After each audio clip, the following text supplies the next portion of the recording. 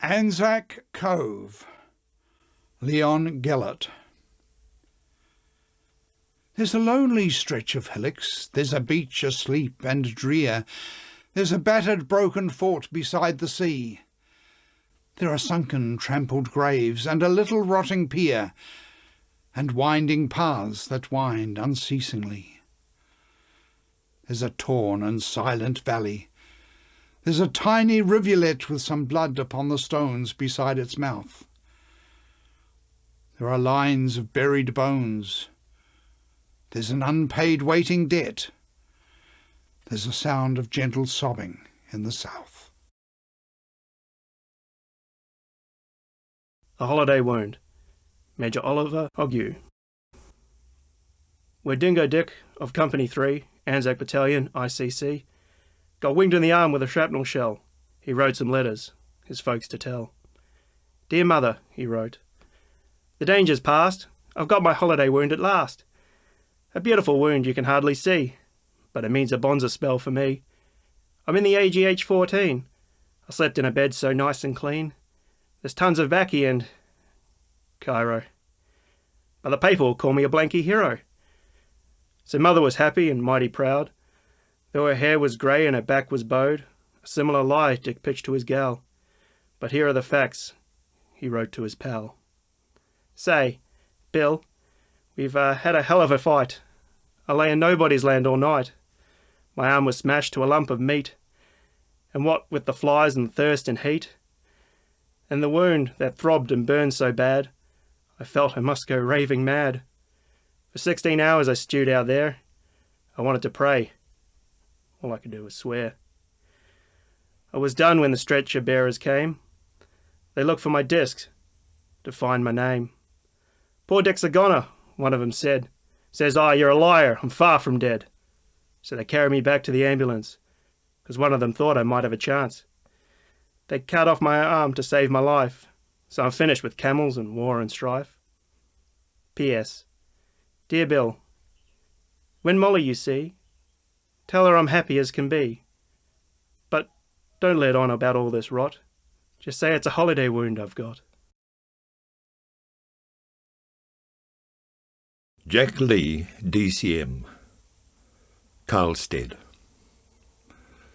It was the detonations, and worse, the spaces between them kept him awake when weariness put his mates to sleep. Death would be better than this, but at night in no man's land, repairing the wire, he dived to avoid it, until a shell shredded his arm. Then a coolness came upon him, and he did everything to save the life which in battle he'd been ready to squander.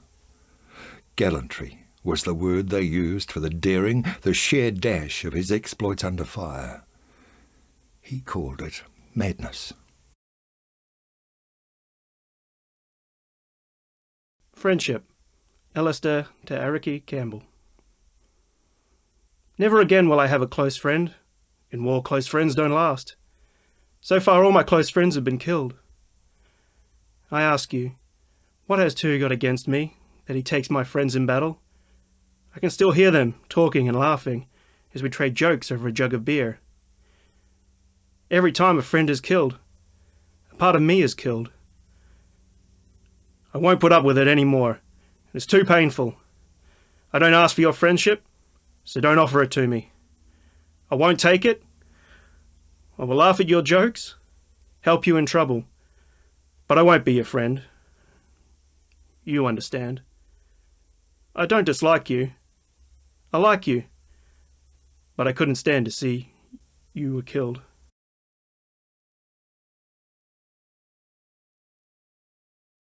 C.D. Rizeg, Private Donald MacDonald. Children are born in the land of the green grass springing, knowing the voice of the streams and the rain's caresses, knowing the scent of the flowers and the lark's sweet singing, feeling the west wind cool in their bright young tresses. But this is the desert, earth's bones in the old sun lying, a fit place this for the ancient passions burning, and men who are children in sweet green lands are dying, bone of their bodies to bone of the earth returning. Bear belief their bodies through steel hail urges. If need be, here I'll die, my spirit braving the darkness. But, how the child in my heart upsurges, yearning for streams, for the larks, and the green grass waving. After all that, Alan Curnow. We who inherit evil days, when nations starve and cities blaze, are much addicted to the phrase, after the war. We have a better world in view, completely overhauled like new. That's what we're looking forward to, after the war. It's only natural and right to keep the high ideal in sight, that brave new world for which we fight, after the war.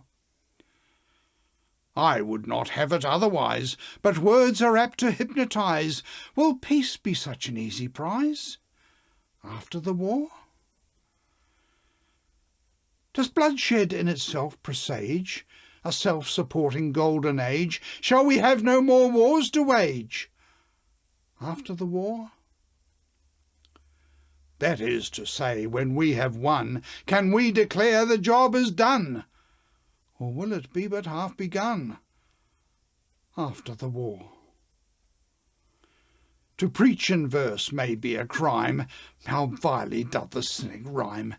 I'll finish this another time, after the war. Like others, I postpone my great conclusions to some future date, trusting it will not be too late, after the war. A Thought for Armistice Day by C.S. Not with a blare of trumpets nor sound of music gay, not with the joy bells ringing, we mark Armistice Day. Just a brief space of stillness, a bending of the head, and we pay our silent tribute to the memory of the dead. A little space of silence amid our work or play, to think of those who suffered for that Armistice Day, and like to incense rising to God, who did defend the right and gave us victory, our grateful prayers ascend. A little space of silence when all our work shall cease, and countless hearts united are in thankfulness for peace. The Inquisitive Mind of a Child, author unknown. Why are they selling poppies, Mummy? Selling poppies in town today? The poppies, child, are flowers of love for the men who marched away. But why have they chosen a poppy, Mummy? Why not a beautiful rose? Because, my child, men fought and died in the fields where the poppies grow. But why are the poppies so red, Mummy? Why are the poppies so red? Red is the colour of blood, my child, the blood that our soldiers shed. The heart of the poppy is black, Mummy. Why does it have to be black? Black, my child, is the symbol of grief for the men who never came back. But why? Mummy, are you crying so? Your tears are giving you pain. My tears are my fears for you, my child, for the world is forgetting again.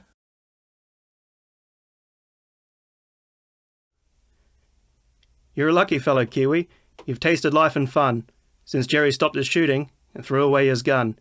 You've travelled in the mountains, you've travelled on the plain, you've made the trip to Austria and travelled back again. You've bathed in Trieste Harbour, you've sun your golden hide on stones at Sistiana, where yachts and speedboats ride. You've boated on the Honor, you've punted on the Po, you've drifted on the Grand Canal, where kings and lovers go. The peasant in the first old plain has opened up his heart and treated you with fruit and wine and made it hard to part. You've dabbled in amore and answered to its call. You've seen the señoritas and know them one and all. You know their latent talent for making you forget the way you won this war with blood and sweat. You're lucky, fellow Kiwi. You've had your chance to roam. But give me ship, and give me speed, and give me home, sweet home.